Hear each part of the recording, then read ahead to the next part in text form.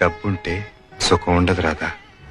డబ్బు లేకపోతే హోదా, పరువు, ప్రతిష్ట, మేడలు, మిద్దెలు, కార్లు ఏమీ ఉండవు. అవన్నీ ఉంటే సుఖం ఎవరి కోసం ఉండదట. మిమ్మల్ని పెళ్లి చేసుకుని మాత్రం ఏం లాభం పొందాలండి. రాధా, మళ్ళీ చెప్తున్నాను, డబ్బు జీవితం కాదు. అయితే ఉద్యోగం మానేయండి. జీతం లేకుండా ఎలా బ్రతుకుతాం? డబ్బు జీవితం కాదన్నారుగా మరి. బ్రతకటానికి కావలసినంత కావాలి. ఆ బ్రతికే ఇంకాస్త సుఖంగా గడపడానికి ఎక్కువ డబ్బు కావాలి అంటున్నాను.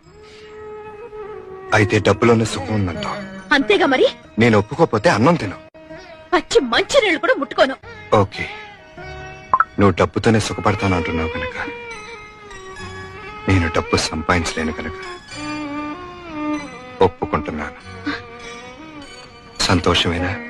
రా, కలిసి భోంచేద్దాం.